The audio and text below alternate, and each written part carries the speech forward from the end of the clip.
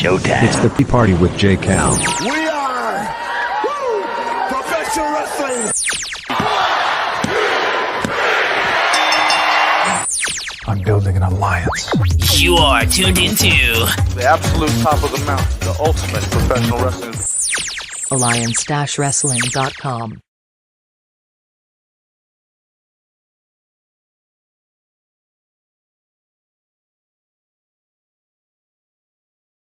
Too sweet.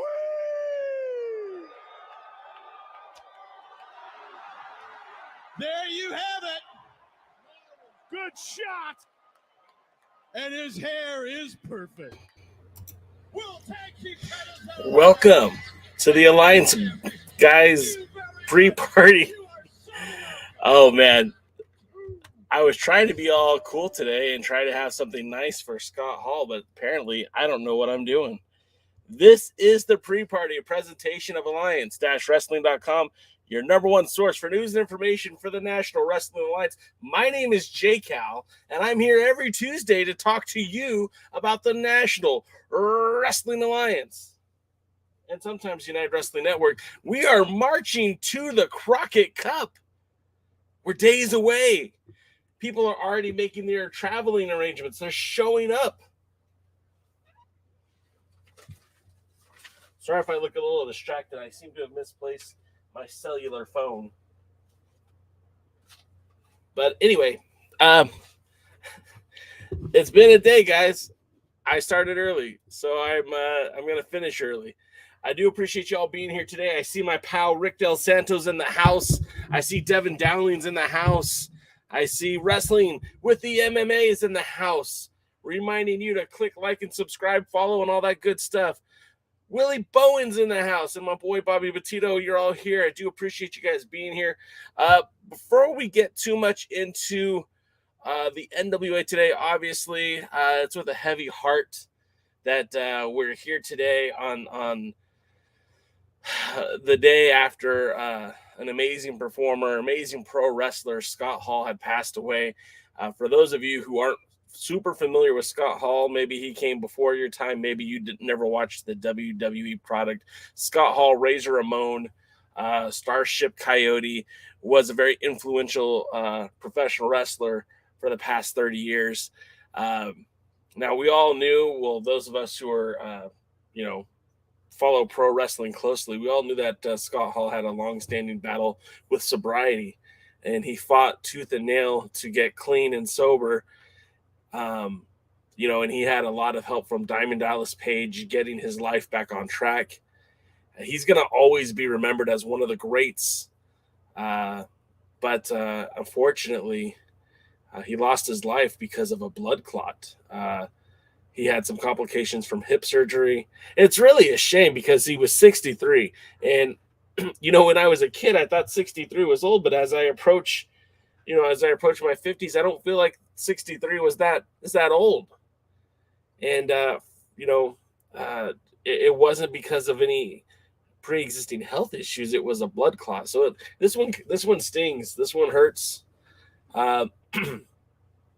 But I did want to talk a little bit about Scott Hall and his time with the National Wrestling Alliance, because I know there are some of you who don't remember Scott Hall's time in the NWA. And I'll be completely honest, if you didn't see his time with Impact, you probably didn't see his time before his big run in WCW and, of course, the WWE. But if you look back into the early 80s, he was wrestling in St. Louis as part of the National Wrestling Alliance. And I did want to just bring up some more of what his career had with the NWA. Now, of course, on the surface, Scott Hall, his success came from the AWA in a tag team. His success came from WCW, the Diamond Stud, and Razor Ramon, and, of course, Scott Hall with the New World Order. And he held the tag team titles with Kurt Hennig in the AWA. He held tag team titles in, obviously, WCW as part of the New World Order with Kevin Nash. He was an Intercontinental Champion several times over.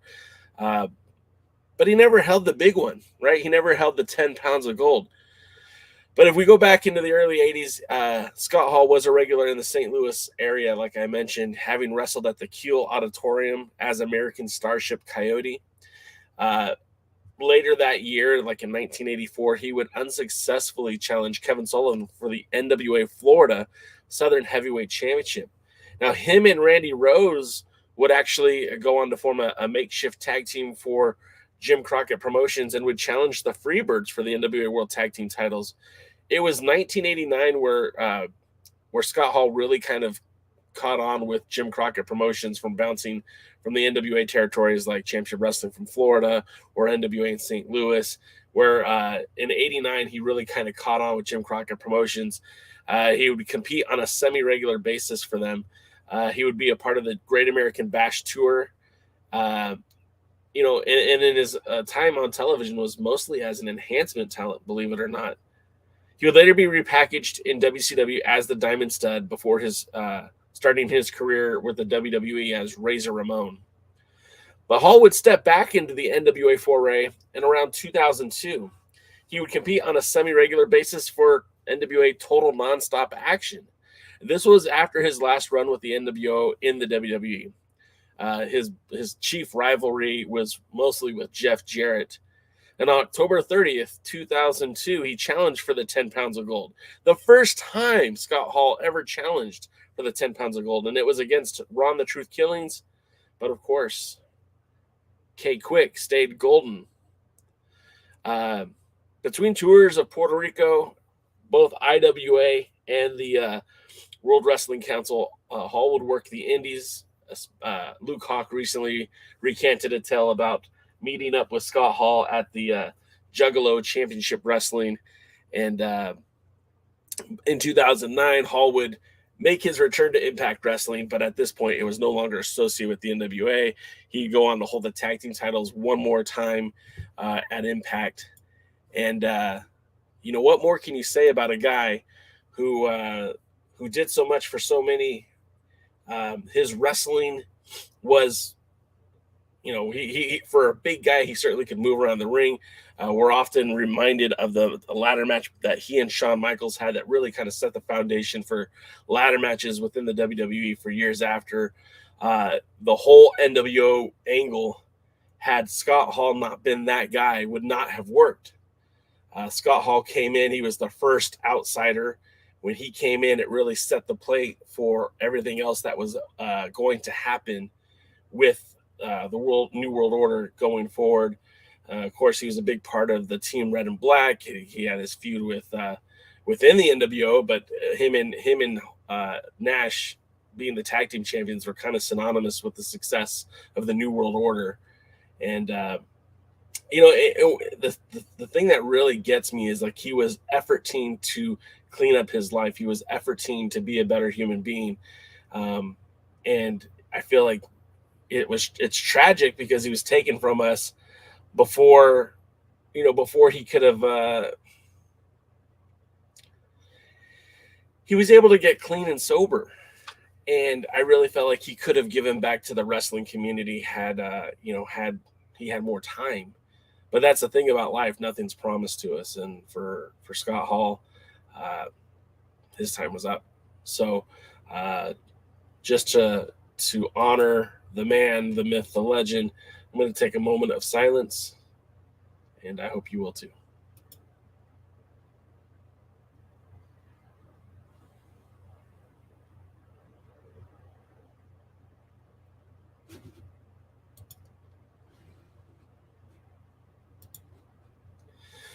All right, guys, thank you for that. Scott Hall, may you rest in power. May he strut into the pearly gates, and we're all better for having known him.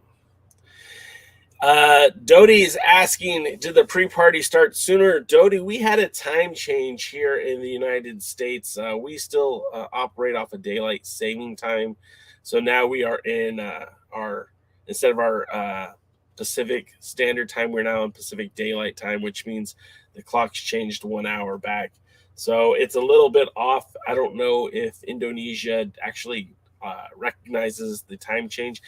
Hell, even in the United States, Arizona doesn't change its time, and I think they know what's up. I think that's the best way to do it. More of you guys' comments. Willie Bowen says Scott Hall was Starship in NWA Florida Championship Wrestling. Yes. I think he was Starship Coyote, correct? Yes, no? Bobby Petito is asking for Heather Monroe and Amber Rodriguez, saying that they are working Championship Wrestling from Memphis. Yeah, and I think she's relocating to the Midwest, so you might see more of her in some of the wrestling promotions out in the Midwest.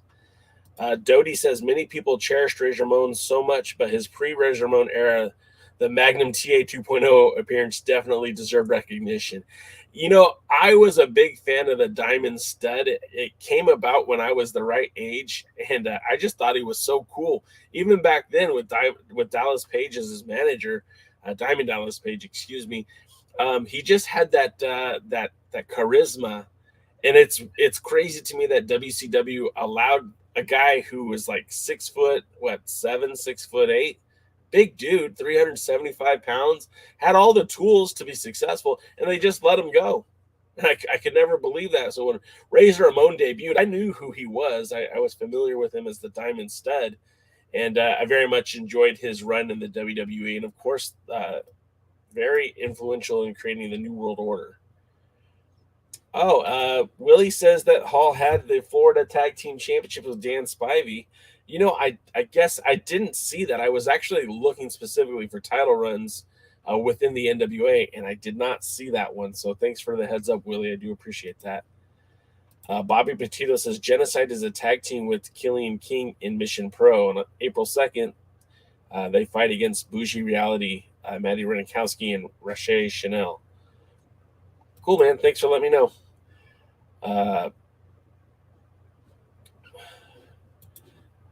Rick Del Santo says he loved Hall in the AWA. Now, I'll be perfectly honest.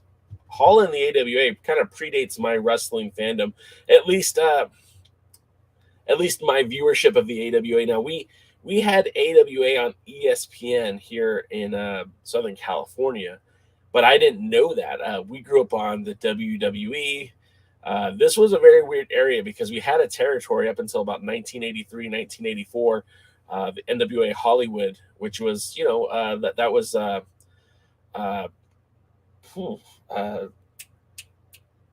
man, I'm blanking on names right now. The area was promoted by the LaBelles. I can't remember their mom's name, but Judo Gene LaBelle, Mike LaBelle ran the territory for quite a long time, and it had bounced back from being affiliated with the National Wrestling Alliance to leaving the NWA to rejoining the NWA. But again, about the time where cable television really became prominent, the whole LA market changed, and we became more of a WWE town. The allegiance to the NWA kind of died as soon as the office shut down. The AWA efforted to make its roads to Southern California, but it never really panned out. It never really happened. And this was mostly a WWE town until WCW came in the late 90s. Now, we had Jim Crockett Promotions here also in the late 90s as well, but it was never quite the same as the old Olympic Auditorium audiences. So I missed Hall in the AWA, but it was cool to see him wrestle, of course, like I said, in WCW and WWE. And Hit Bingo, for you guys don't know, Hit Bingo is the great Hisa who manages the Title Histories website.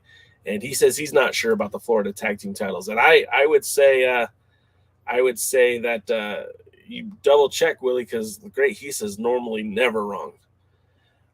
Bobby Petito says he's looking forward to Missa Kate tonight in the NWA. She had a great first match. We haven't seen her since the pay-per-view, so it'll be nice to see her. And yes, Elaine Eaton, you are correct. Again, wrestling with the MMA. Mike LaBelle's mom, Judo Gene's mom. She was a trendsetter. She had married into the pro boxing promotions. The Eatons were a family that just promoted sporting events, and they had locked down the Grand Olympic Auditorium for both boxing and pro wrestling. Later, after her and her husband split, Aline would keep promoting wrestling and boxing at the Grand Olympic until her passing. So yeah, she was yes, Aline, yes, you guys are getting to me. So yeah, moving forward, because tonight, of course, is Power Surge. Now, this is the last event before the pay-per-view on Saturday.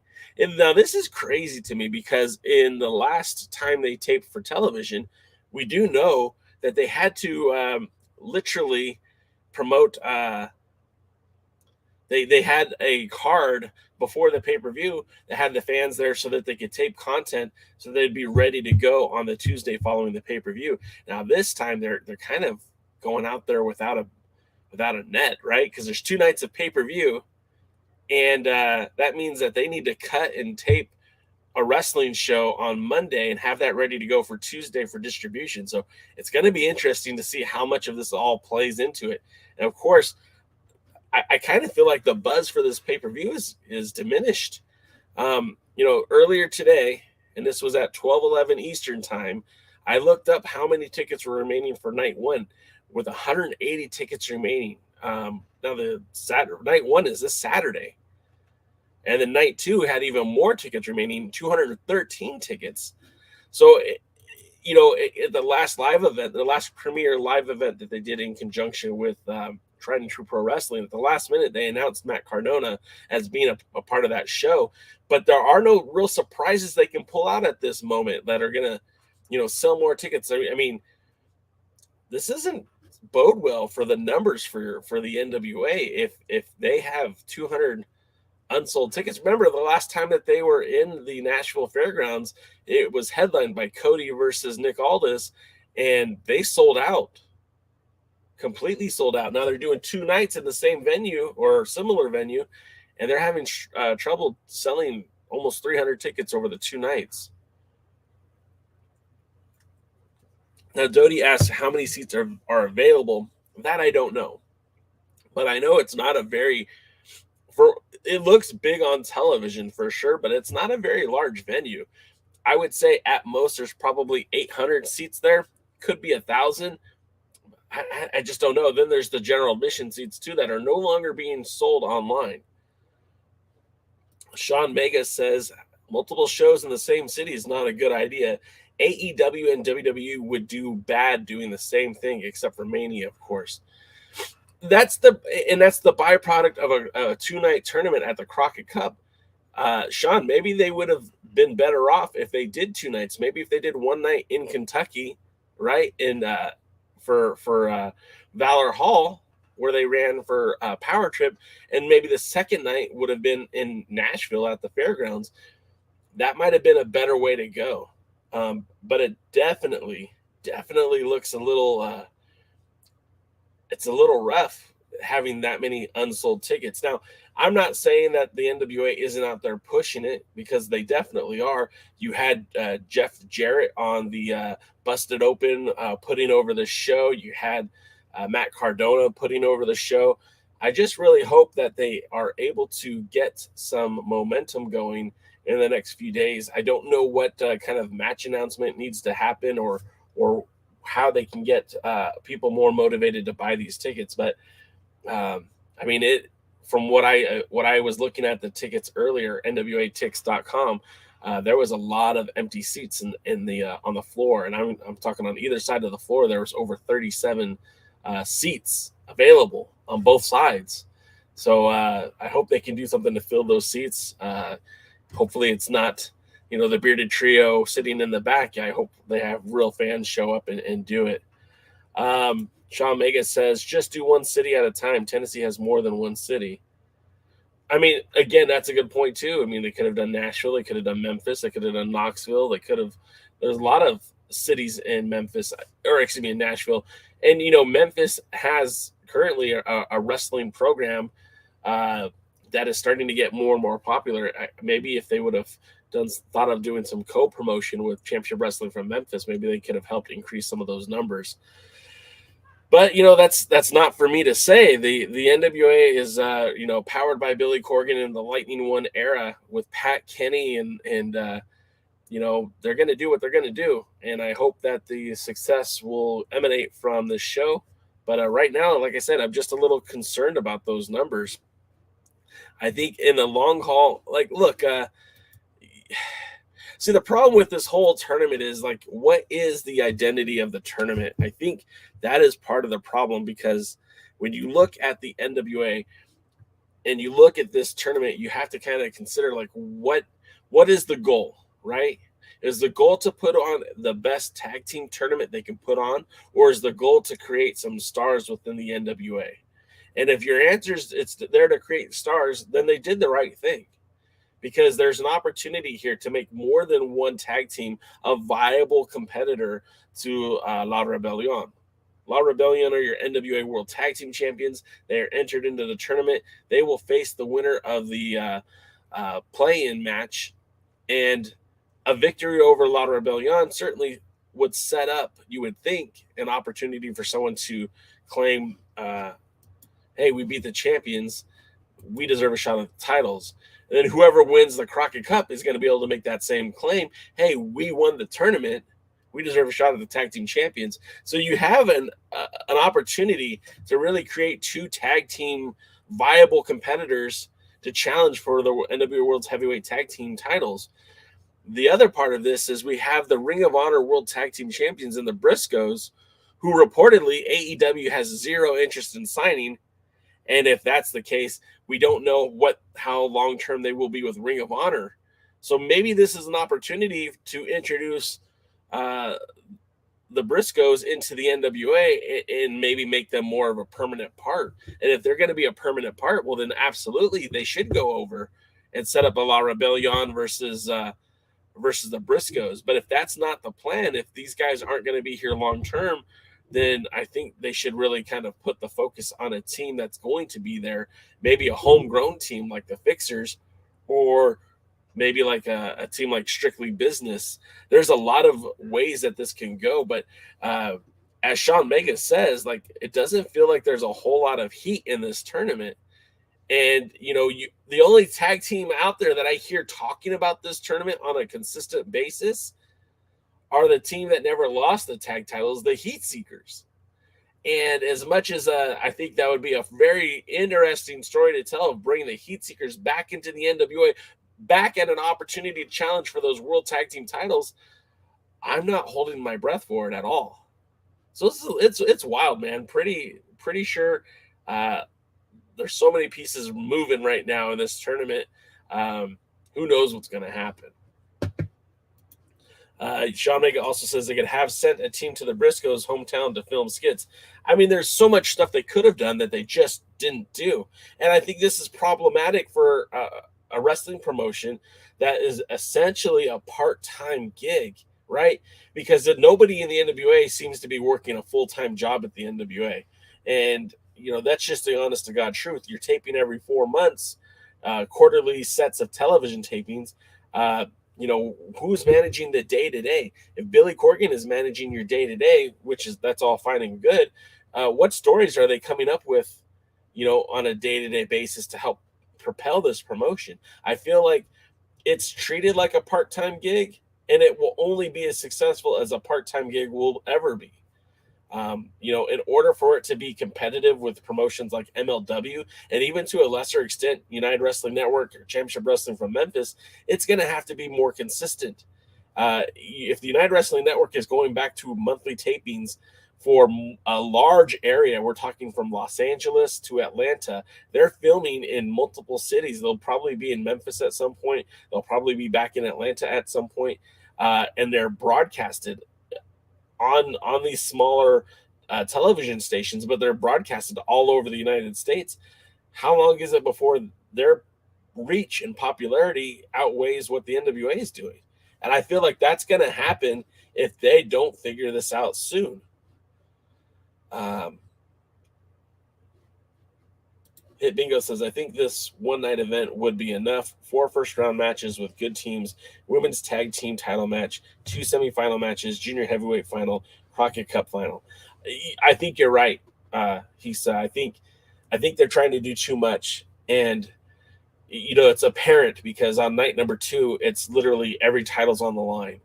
And that's not necessary, I don't think. I think you're throwing everything out there, and it diminishes the importance. I mean, the world title match should not have been booked for Crockett Cup. I'm just going to come out and say it.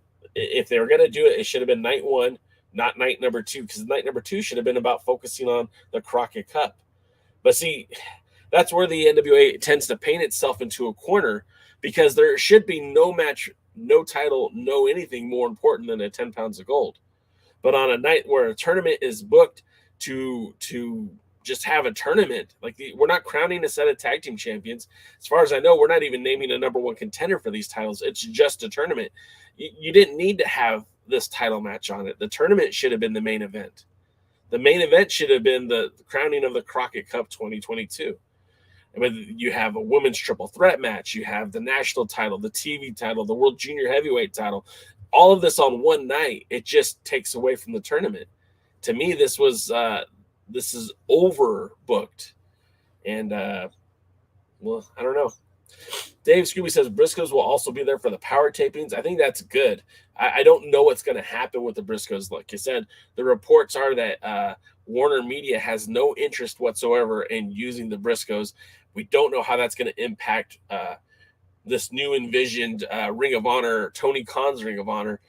I don't know if that's going to have any connection to Warner Media whatsoever. So all of that is kind of in flux. So we don't know what's going to happen. I don't think they're heading to the WWE. Maybe Impact might have some interest in them. But, Impact is also a larger company that might have the same see the same stigma that AEW sees with a tag team like the Briscoes. So, I mean, what are their other options? Sure, they can keep wrestling for the Pro Wrestling Guerrilla. They can keep wrestling for these smaller wrestling promotions. But, signing a long-term deal with the NWA might be in the best interest for all parties concerned. It certainly would elevate the NWA tag team division. It certainly would make their tag teams better. And, of course, if you can have your La Rebellion or whomever walks out the Crockett Cup with victories over the Briscoes, I think that adds a lot of notoriety for them. So we'll see how it goes. Sean Vega says this is why Lagana is missed. Yeah. And he says that he agrees about Lagana. Like, look, Lagana did more than just production. And you're right. I feel like Lagana did an amazing job with production.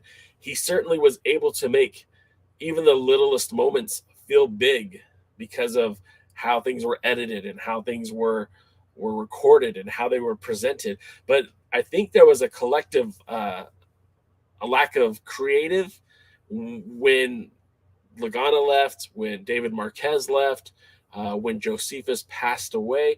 I think it left a void in the NWA creative, and that's why I think the booking for the NWA has been so drastically different from what it was in the last part of 2019 and early 2020.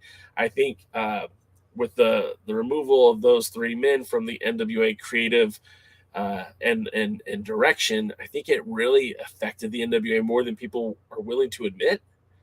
Because Billy Corgan has been on record since day one as the man who's booked all of it. All of the good, all of the bad, all of the whatever. It's all Billy. But I feel like before there was more filters involved. And you had Marquez part of creative. You had Lagana as part of creative. You had Josephus as part of creative. And I'm not saying that they dictated to Billy what happened, but I feel like they were there to help kind of round out some of these more obtuse angles. So Willie Bowen says, whatever happened to the Skull Crushers and then another NWA World Tag Team Champions? Well, I know Rashi Brown was still wrestling on the independents prior to the pandemic. In fact, he had even made an appearance in, I think, 2018 with Championship Wrestling from Hollywood. His tag team partner, whose name escapes me right now, I think he went by Venom. I know he was wrestling for a bit in Japan with All Japan Pro Wrestling. But was it Keith? I think Keith Walker. I think that was his name. I'm not sure what's happened with him, and I don't really know what the plan is going forward. Wrestling with the MMA is he's looking for a job, Billy. If you're interested, he's willing to travel and shoot content for the NWA. Just slip him some passes and some hot dogs and handshakes, right? Chris says it's time the NWA expanded its taping schedule. That's something I've been thinking about. I've been thinking about a lot lately. I haven't been on the Discord in a while, but something that I thought about, and I think this would actually make a lot of sense for all parties involved, is that the NWA USA should officially become a part of Tried and True Pro Wrestling, or vice versa. When you have Tried and True literally able to do live events every other month, I think those, instead of making these premier live events, that those events should be taped strictly for NWA USA. And if you're going to tape in Valor Hall, which is a beautiful arena, it's not very different from what you're doing in Atlanta. I mean, you could still tape segments, you could still tape everything you did in Power, you could still do in Valor Hall for NWA USA. It would give the show a very distinct look. It would give the show an opportunity to showcase some lesser known talents. The benefit for Tried and True Pro Wrestling is that they could still do these live events. They could still promote their shows and just film the matches for the NWA that are consistent with the NWA. If they're doing it monthly, they could have these live events, between Tennessee and where Tried and True used to run back. I think it was in, I want to say it was in, I'm not exactly sure where they used to run in Tennessee. I think it was more in the middle Tennessee area. But between that and Knoxville, they could tape live events and tape matches specific for the NWA USA. Of course, if you're going to showcase your United States, your national champion, gotta get the name right. I mean, he's already running the show, so why not? I just think it'd be a better opportunity. Bobby Batista says he'd like to see Jade and Roland wrestle again. Yeah, that'd be fun. Chris says also it is weird that Trevor Murdoch has had zero involvement in this pay-per-view. Well, they took the title off of him, and by rights, he should have had a contractual obligation to get a rematch. But they do it how they want to do it. They book who they want to book. And I'm just not exactly sure. DCAM says, I disagree. I think the world title should have been booked for this show. It should have been booked on night 2 as the call main event. On night 2, so you think they should crown a Crockett Cup and a world champion on the same night? I just think that might be a little bit too much. Wrestling with MMA says they can pay me in tickets to all the shows and merch plus mileage. There you go. That's a good way to do it. Then DCAM says the junior heavyweight title is probably the night 1 main event. I mean, that certainly could be. It certainly could be. I mean, it should have been, I should say, because of the fact of the matter is, one night for all those matches is a lot.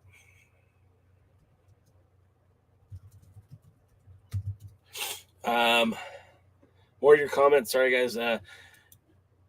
Chris says, DCAM, wouldn't the world title match outshine the Crockett Cup if it's after the finals? I mean, that's where I'm at. I feel like it's going to. And especially the star power of Cardona and Aldis. I mean, those are 2 of your biggest names. DCAM says, no other title matches, though. And again, I feel like it's oversaturated with title matches. Wrestling with MMA says, I jumped around in the comments here. I agree, Lagana and Marquez leaving created a huge hole with the creative. And then, sorry, guys, part of the reason why I'm a little messed up right now is my cell phone.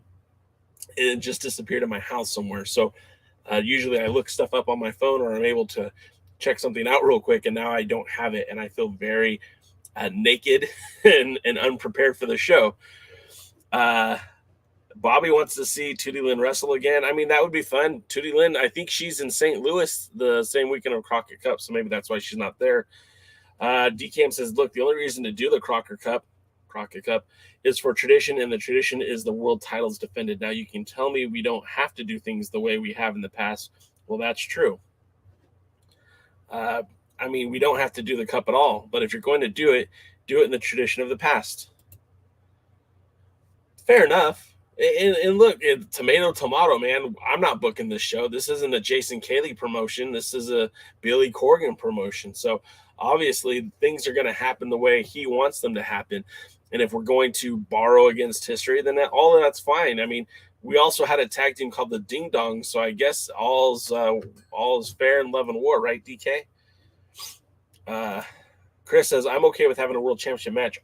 I think night one would have been the best. I think so too. That's just me. My pal Traducus from Twitch.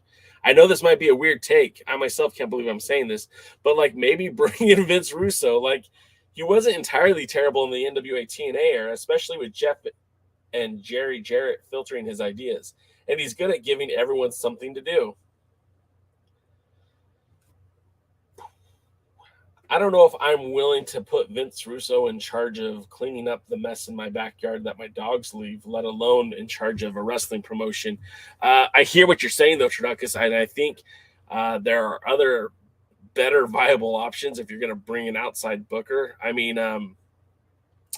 who was the guy? I'm sure you guys will kill me for this, for not remembering his name.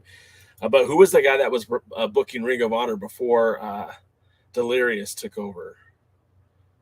The guy that took over at Evolve. I cannot think of his name for the life of me right now, but he would have been a guy who I think would have been a pretty good person to bring in. And now that a lot of the leadership has changed in the Ring of Honor, why not maybe talk to Delirious about coming in and helping the NWA with their booking? But not Vince Russo. DKM says, I guess I'm in. I guess the final was always the main event, and then the world title was always in between the semifinals and the main event. I mean, yeah, and that's okay too, but it's just it's hard for this particular night, right? Because if you put Matt Cardona and you put that wasn't meant to happen. If you put Matt Cardona, what's going on here? Oh, awesome. Camera died. If you put Matt Cardona in the ring with Nick Aldis, I mean, you're going to have some star power. And I don't know that there's anywhere else on the card that you're going to have a greater star power. So, man, this is not fun. Bear with me, guys. I'm here, but my camera's all of a sudden not working the way it's supposed to. There it goes. Yeah, so I mean, putting Cardona and Aldis in anything but the main event, I feel is not the right move, but I also feel like it takes away from the tournament. So again, I feel like the NWA has painted themselves into this really awkward corner, and my camera's just not working at all now, huh? Sorry, guys. We might cut the show short today. What's going on with this thing?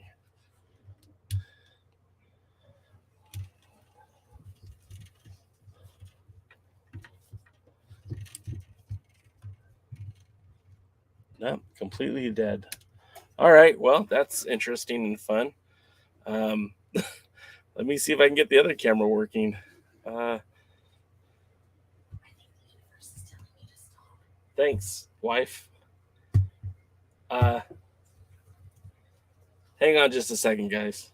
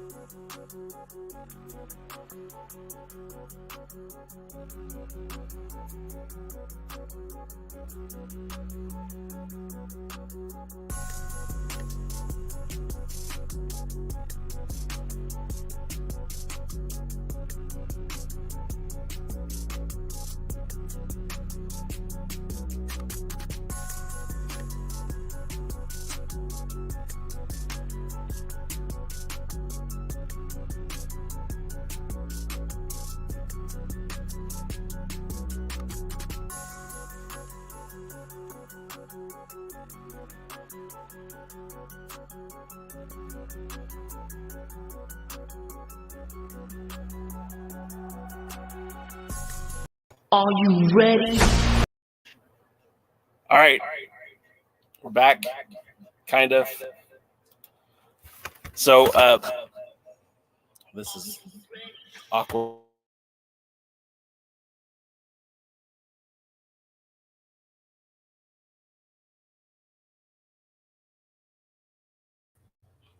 Can you guys hear me? This is a nightmare. All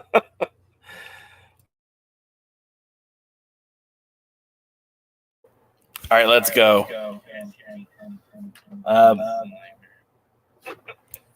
All right. Back to your comments because I'm just completely discombobulated. Sean Mega says, who is the magician with the cigarette that was on NWA USA?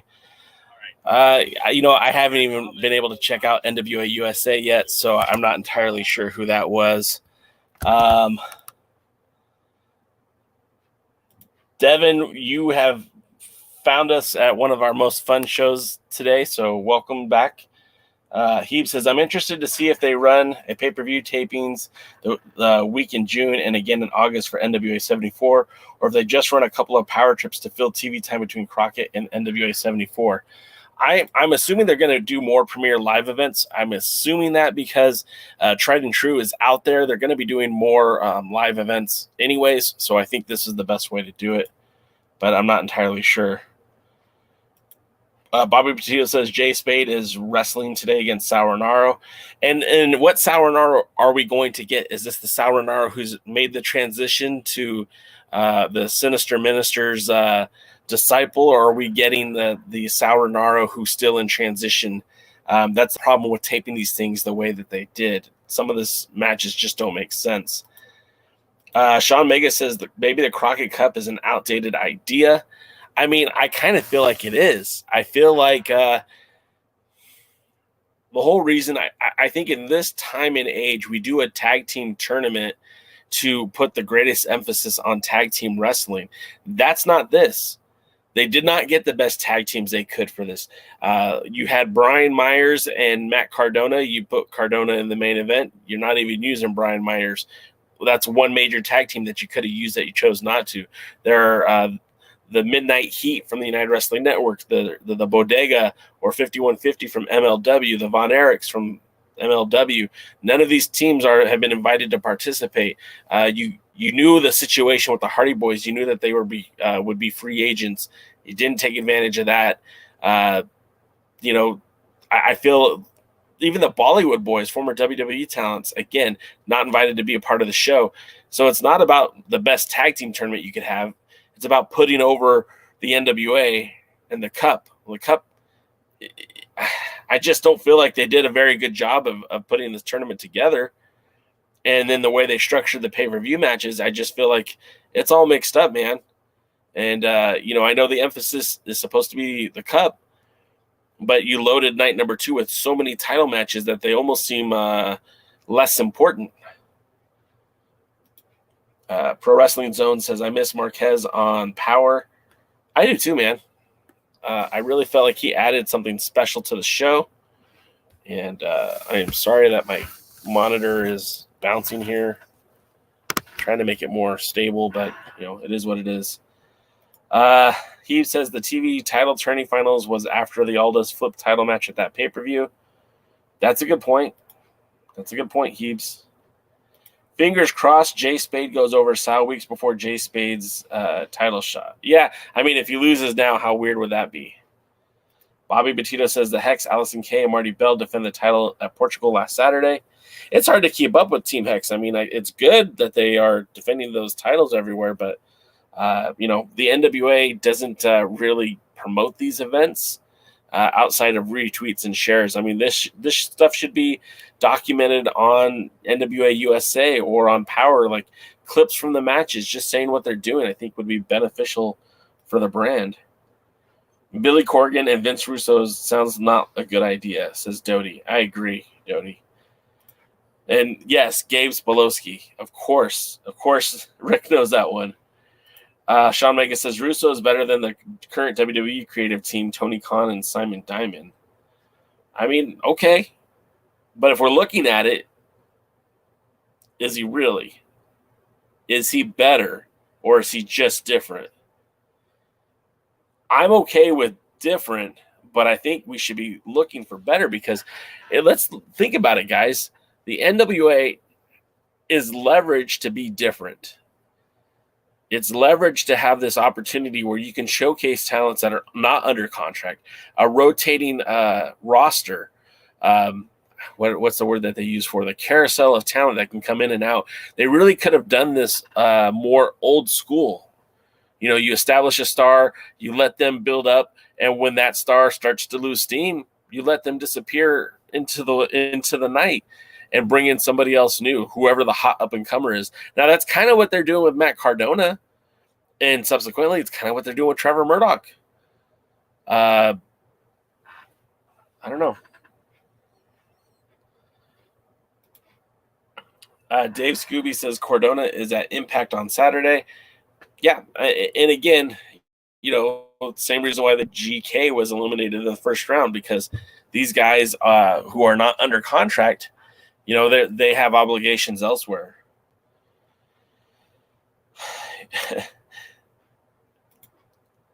The drive-by music. Thanks, Michael Manning. Hey, I paid for all that, okay? So it's paid for. You guys can still hear me, right? Okay, good. Echo's gone. Yeah, you know what it was is I had two microphones going. I'm using my laptop now because my camera officially just pooped out on me. I hope it was just a battery issue and not something more sinister. And I have my microphone that's connected to my PC. So it was, yeah, it was fun. My wife said, hey, maybe that's the universe telling you it's time to call it a day. But nevertheless, we will prevail because that's what we do. The hour before power, too sweet to be sour, getting you hyped up for all things NWA. And so, yeah, we're stomping towards it. Tonight is the night that we are going to have some matches. Like always, on this episode, we're going to have a confrontation between the world's heavyweight champion, Matt Cardona, and Nick Aldis. They're going to be face-to-face. Now, I think this might be the same bit of content that we received in the 10 pounds of gold, but, you know, they're out of content as far as I know. I mean, they're stretching this thing out as much as they can. We have Pat Kenny and Billy Corgan doing bracketology with Joe Galley. And again, I think this was the same content that they aired a couple of weeks ago direct on their YouTube channel. Just trying to get as much content for tonight's episode as they can get. In wrestling, in action, we've got Sal Rinauro again facing off against J Spade. Now, J Spade is your number one contender for that World Junior Heavyweight title.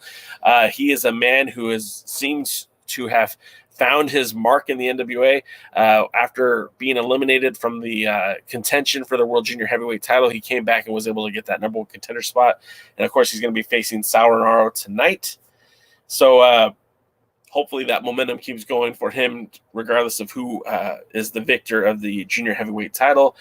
We also have a Judais taking on Jamie Stanley. That dude, man, Jamie Stanley's a guy who I feel kind of bad for, because I think if El Rudo was able to make the NWA more of a priority, that we would be talking about them in this Crockett Cup. But unfortunately, because the tag team is not the priority for El Rudo, because he is under contract with AAA and is working a lot of dates with AAA, I feel like that hurts Jamie Stanley. So maybe at some point they can officially break up the pair. Maybe at some point we can see them go their separate ways, and maybe Jamie Stanley could potentially maybe team with Jordan Clearwater. Maybe that would be a fun tag team.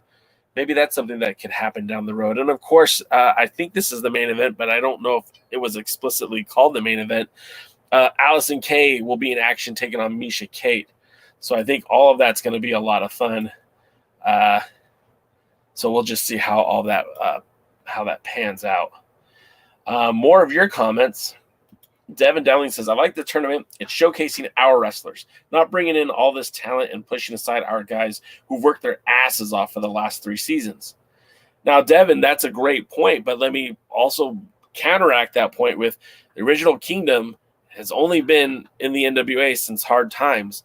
You brought in the Briscoes because you needed star power. They don't have a problem bringing in other names when it benefits them. What I'm trying to say is the Briscoes are going to get enough attention to get people interested in the pay-per-view.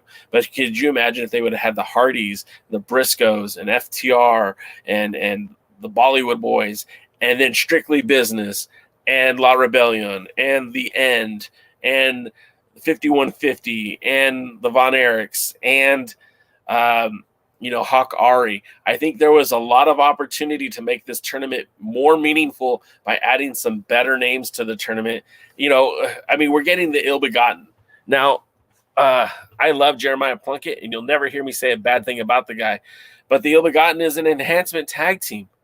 We have a tag team of Pope and Mims, never teamed before. There's no reason for them to be in this tournament. You look at the Jordan Clearwater and Marche Rocket, at least Idolmania has some momentum going for it. But then again, we have the tag team of VSX and Mike Knox representing Team Cardona for no other reason except for he wanted them in the tournament. It just, stuff like this gets to me. And you could have replaced those teams with some more meaningful tag teams to make this tournament even better. I mean, I would have rather Heat Seekers had that spot that Cardona and VSX got. I'd rather see 5150 in place of the ill-begotten. I just feel like they could have done it better. Michael Manning said, would have been nice to have Kojima or Nagata, but I'm really looking forward to it. Heeb says, I've noticed much NWA play on Judais and James Mitchell's social media. Kind of hope they will go away for a little bit. I mean, they are getting a zero reaction. The whole Sal Rinauro churning, like, was that supposed to get him over? Because I think he's less over now, and it didn't do anything for Judais or Sinister Minister. Willie Bowen says he'd have loved to see All Japan Pro Wrestling Tag Team Champions in the Crockett Cup. Yeah, I mean, that'd been fun. Dave Scooby says, does Trevor set out the pay-per-view? We talked about this on the Alliance Guys podcast. One booking idea I threw out there into the universe is I think it would be cool to have Trevor Murdoch come in and disrupt the main event, the world title match. And I know people hate screw job finishes, but you've got a guy in Trevor Murdoch who he's not always rational. I mean, remember, he lost the national title to Chris Adonis because he went out there with a damn brace around his neck. He was not cleared to wrestle. He forfeited any safety protocols so that he could get his hands on Adonis. And what happened? Adonis beat the crap out of him and took his belt. Trevor Murdoch is a fighter. The best Trevor Murdoch is an angry Trevor Murdoch. And if he came out there angry and hell-bent on destruction and just beating the crap out of Cardona or Aldis or both of them, I'd be all right with that. And he's got a lot of unfinished business with Cardona. Of course, I also feel like the NWA shouldn't have this match this early. I feel like this match should have happened later, but maybe there's going to be a series of matches with Cardona and Aldis. And if that's the case, having Murdoch blow up the first one won't necessarily ruin a series of matches. But that's just my idea. Michael Manning says Harry Smith. Now, I love Harry Smith. I hope he is a regular for the NWA, not just for this taping, not just for the pay-per-view. I hope he's there for all the tapings, but he's a guy that I really think could make a big difference for the National Wrestling Alliance. And if they do it right, don't hot shot a title to him. Let him work for it. Let him earn it like the Pope did, like Tyrus did. Let him be a part of the program and help grow the brand before putting him into a spotlight where he's wrestling for the world's heavyweight title or a national title. Let him be brought in to help build up the brand, and I think you'll get a lot of mileage out of it. Wrestling with MMA says, I'd pop so hard for the Bollywood Boys in the NWA, even if it was a one-off. Michael Manning said the ill-forgotten. Wrestling with MMA, I do agree with you.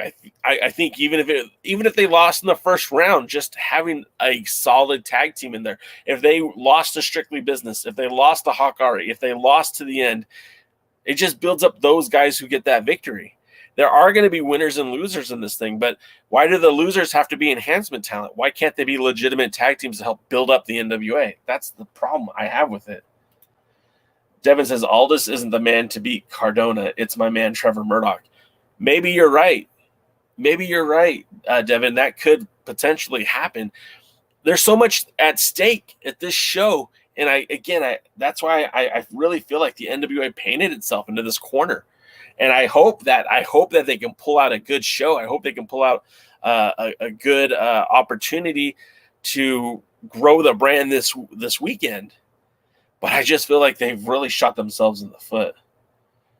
Bobby Bettino says, I wish we'd had Cesaro and Chris Hero at the Crockett Cup. I mean, throw their name on the list of many. That would have been better. Sorry. But yeah, I mean, at the end of the day, it is what it is. Now, of course, DKM and myself will be talking about what you see tonight on Power Surge this Thursday. And that I'm literally, as soon as that show is over, I'm getting on an airplane and flying to Nashville. I will be there for both nights of the pay-per-view. My daughter and I will be there a few rows back, taking as many photos, capturing as many memories of the event as we can. Hopefully I don't see a new world champion, and hopefully I see, I get to be there to see the world junior heavyweight champion crowned. Not for nothing, but I was there when Nick Aldis defeated Cody to win the 10 pounds of gold. I was there when Nick Aldis defended the title in China for the very first time for the NWA. I was there when they crowned a new national champion when Willie Mack walked away from the 70th anniversary show as champion. And I was there when Jazz got to defend her title again for the NWA. So it'll be fitting. It'll be cool. It'll be fun to see another Crockett Cup. Oh, I was also there for the last Crockett Cup when we saw PCO and Brody King win the tag title. So I'm excited to see them again, the Crockett Cup and a new Crockett Cup champion, but also a new World Junior Heavyweight champion, a belt that's near and dear to my heart. It'll be a lot of fun to be there. So it'll be interesting. It'll be really interesting, to say the very least, what happens this weekend. And then, of course, while some of you will be there in Nashville at the television tapings for the NWA, I will be in Irvine watching Nine Wrestling Network on Tuesday do their first tapings of 2022. More comments before we call it a day. Dave Scooby says La Rebellion are already champs. They can help build up some other teams in the Crockett Cup. Absolutely. A victory over La Rebellion is instant credibility for any tag team who gets it, and should lead to a title match down the road. Michael Manning says, Fight in Focus, David Crockett is now streaming. I'll have to check that out. Wrestling with MMA reminds you, if you're new to the stream, thanks for checking us out. If you like what you see, hit that thumbs up. And if you feel so inclined, subscribe and share with your friends. We're growing, guys. We are growing. We're almost there. I do want to point out that our friend Tim from NWA Gold is going to be giving away this replica title.